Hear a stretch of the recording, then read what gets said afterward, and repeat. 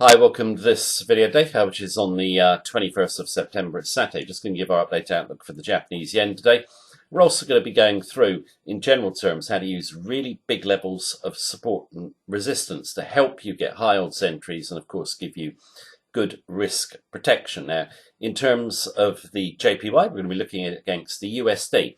We're also going to be looking at against the Euro, the AUD, and the CAD. Now, from our perspective, we are very bullish of the yen long term, have been all year, and basically we've made really good profits from our yen trading. Now, been saying in recent videos, when the yen pulls back or has a retracement and you get near key levels of support or resistance, just look to go long of the yen. Now, the yen for us offers fantastic risk reward opportunity right now. I'm just going to go through my logic of why and also the levels of entry, stop and target we're using. So what we will do is we will go to the charts, and just before we do so, just keep in mind, it is my view as of right now.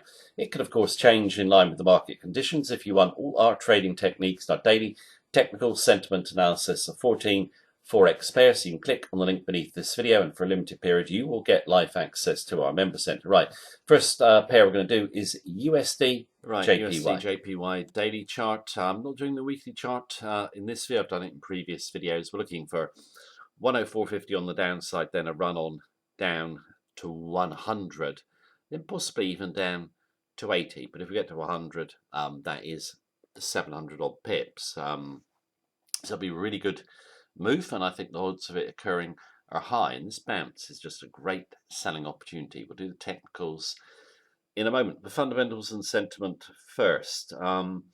As long as global growth slows, the JPY will remain firm. Okay, global growth is slowing up, and that slow up is accelerating. It's very bullish for the yen, being the number one safe haven currency. The OECD, a respected economic body this week, predicting the lowest growth since the financial crisis back in 2008 for this year. Okay, now you don't actually need the OECD to tell you that. It's sort of seen as a big media story. It's just obvious already, and they're actually a little bit too optimistic about what's going to happen in the global economy, in our view.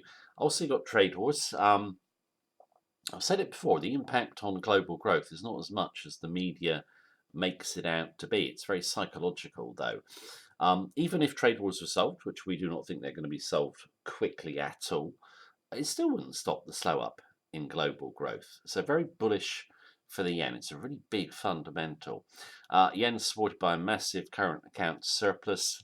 Japan is a net creditor nation, and it's a big one. So you've got money flowing in, more money flowing into Japan than out, but also you've got big money flows coming in now in relation to what's going on in the global economy. Investors are a little bit nervous about what might happen going forward. A lot of big banks, institutions parking their money in the yen or the JGB market, the bond market. Now, point number three, the yen is severely overvalued in historical terms. It's going to play catch up. That severe undervaluation has been built up over years, and it's now firming a bit. It's going to firm a lot more. Lots made in the media by economists, so forth, is Japan is set to hike its consumption tax rate next month up to 10%. Previously, that's been bearish for the yen, but it's not much of a move in terms of the rate going up. It'll have little impact on the yen.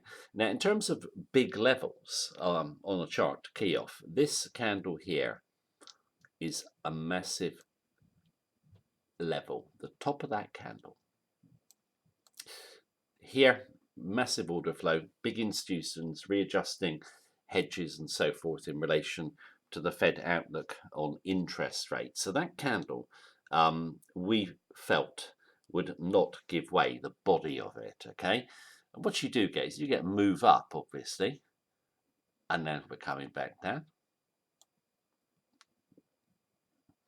So what you effectively get, this is a really big level here. It's about 108.85, just below the 109 round number.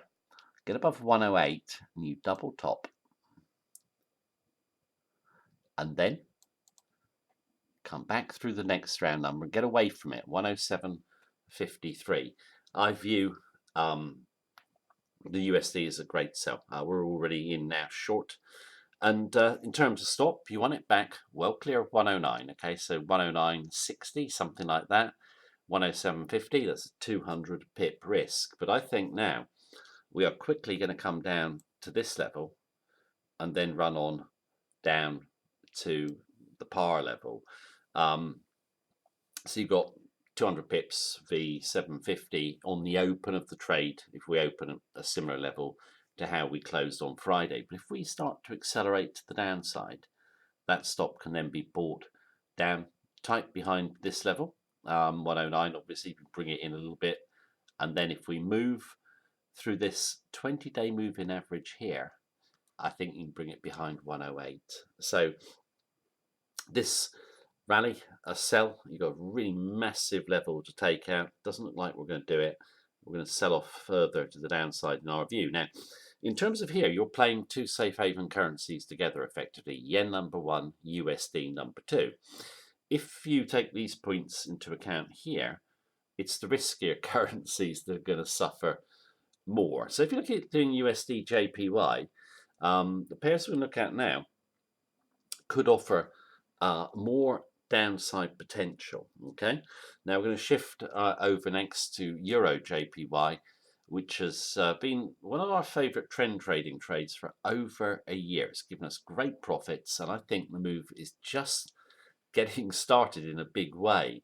So let's go and take a look at Euro JPY. This is the monthly chart. I just want to show you the monthly chart, because in terms of this pair, the trend has been down for over a year, and we just view any bounces as selling opportunities. And it's a really good looking chart in terms of clearly defined risk to reward, because here you've got the 120 level, okay?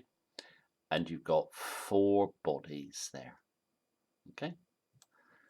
So one body, two bodies, three bodies, the crack, and then we're trying to get back up. I do not see us taking out the 120 level. You've also got that tail there, but those three bodies or four bodies, really firm resistance. And yeah, we've said it in previous videos, the euro, just fundamentals now, are really getting bad, and that's going to accelerate this downtrend.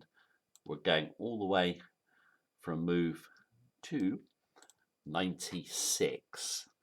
So basically, you can see 118 to 96. That, if it obviously happens, will be a really big move. Obviously, it's longer term. You can say there's some support maybe in between at 100. Obviously, you play it as it goes, so to speak. Yeah, I'm looking for a really big move to the downside and the volatility to pick up. It's already been a decent move down from over 130 to 118, but I think, yeah, this is quite slow. Down to here could be pretty quick. Right, let's go to the daily chart and draw some levels of entry, stop and target. It's on the Euro JPY daily chart, and we saw for the monthly chart, it's been a nice move down. See the daily chart as well. This is actually a decent rally in terms of the longer term downtrend, around 350 odd pips, and the rally for us just a clear sell. Now, in terms of the euro fundamentals, I'm not going to go through them in depth in this video. I covered them in a video about the euro generally last week. Just the fundamentals for eurozone are terrible going forward. You've got an economy about to go into recession. You've got the central bank cutting interest rates even more negative, printing money.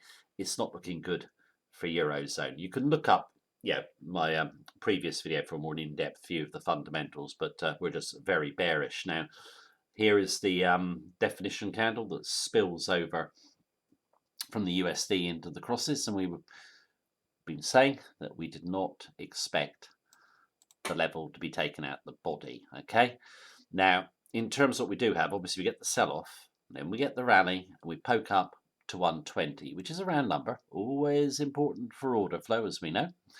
A lot of orders always around the round number. So I'm trying to get my line in. So we poke at 120, you can see it. Yeah, 4 pokes and no follow through.